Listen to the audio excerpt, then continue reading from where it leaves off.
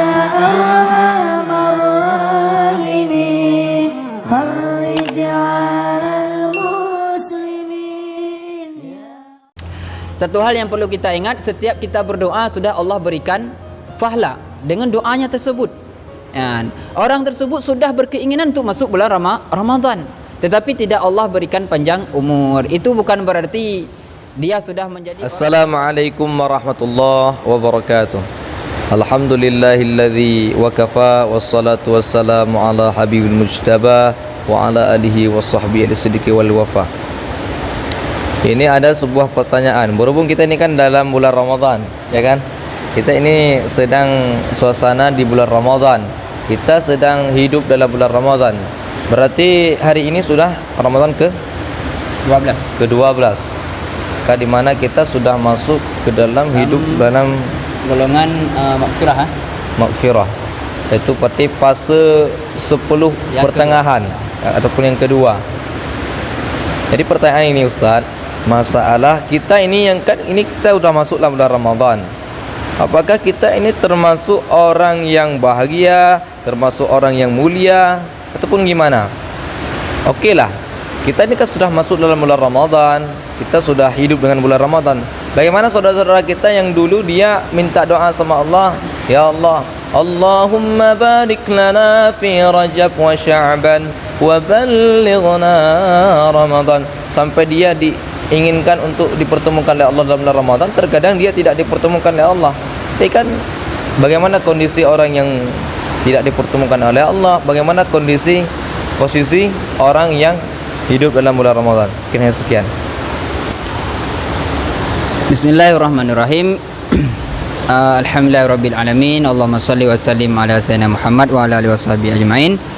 Langsung saja kita jawab pertanyaan dari akhi Tunku Zulfahmi menyangkut bagaimana kondisi umat Islam atau kaum muslimin yang sudah Allah berikan umur sehingga mereka bisa melaksanakan ibadah di dalam bulan Ramadan. Kaum muslimin muslimat yang dirahmati Allah, kita semuanya harus bersyukur yang paling besar, syukur yang paling banyak, karena orang-orang yang sudah diberikan kesempatan oleh Allah untuk bisa menjalani kehidupan di dalam bulan Ramadan, itu adalah karunia dan kelebihan Allah. Dan yang kedua, sesudah diberikan kehidupan oleh Allah dalam bulan Ramadan, diberi hidayah dan taufik lagi untuk melaksanakan ibadah, itu rahmat yang paling besar. Jadi janganlah kita di saat pertama Ramadan kita bersemangat dalam ibadat, awal datang ke masjid, ke musalla untuk salat tarawih, lalu hari kedua, hari ketiga dan seterusnya kita menjadi lemah. Itu jangan sekali. Karena bulan Ramadan ini jangan kita jadikan sebagai contoh untuk mendekatkan pikiran kita seperti baju baru. Kalau baju baru, mobil baru, rumah baru, pada hari-hari barunya kita semangat menikmati. Dalam istilahnya, kalau kereta baru kita beli, waktu barunya sedikit kena debu aja, sedikit kena air becek aja, sudah kita cuci. Karena kenapa? Masih baru, nanti tergores atau warna kilatnya hilang. Jadi bulan Ramadan jangan kita jadikan seperti itu. Hari pertama Ramadan full masjid, hari kedua full, hari ketiga full, hari keempat seterusnya tinggallah imam dengan Bilal aja. Itu jangan saudaraku. Karena bulan Ramadan ini dari hari pertama sampai hari ke-30 full fadilat dari Allah, full hikmah dan pahala dari Allah. Jadi sekalian untuk semuanya harap bersemangat selalu dalam menjalani bulan Ramadan ini, karena fadilatnya beda tersebut di dalam kitab-kitab. Walaupun kita tidak mengetahui fadilatnya, tidak masalah. Jadi kita semangat aja dalam beribadat. Jadi pertanyaan yang kedua, tadi orang-orang yang sudah berdoa untuk bisa panjang umur dalam bulan Ramadan, tapi Allah tidak pertemukan Allah tidak beri kesempatan dia untuk bisa masuk dalam Ramadan. Masyarul muslimin, kaum muslim muslimat, satu hal yang perlu kita ingat, setiap kita berdoa sudah Allah berikan pahala dengan doanya tersebut.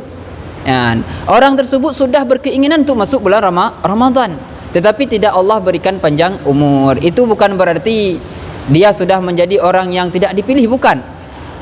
Dia menjadi orang yang dipilih juga karena niatnya untuk bisa masuk dalam Ramadan, tetapi ketentuan dan akhir hayatnya tidak bisa masuk dalam Ramadan. Itu bukanlah berarti satu hal yang membuat dia rendah, bukan, tetapi sudah ketentuan yang membuat dia tetap menjadi orang yang dipilih oleh Allah dengan semangat dia untuk masuk bulan Ramadan. Wa innama likulli imri'in ma nawa.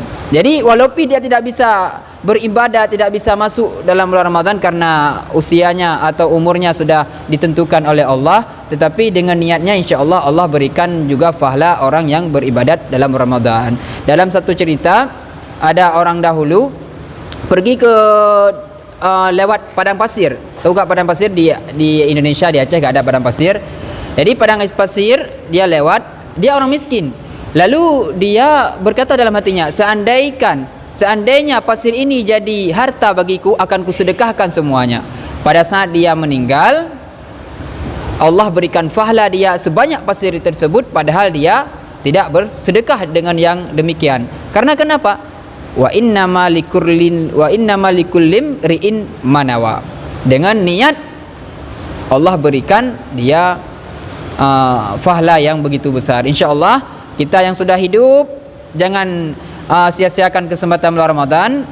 Dan bagi saudara-saudara kita yang tidak bisa masuk dalam bulan Ramadan, sudah di umurnya tertentu, terbatas, insyaAllah mereka juga mendapatkan rahmat dari Allah. Jangan kita memvonis mereka orang yang tidak dipilih untuk masuk bulan Ramadan. InsyaAllah. Sekian Guru Aki Fahmi. Lanjut. Berarti kita yang sudah masuk dalam bulan Ramadan, berarti kita termasuk orang yang itu sebuah karunia Allah yang sangat luar biasa.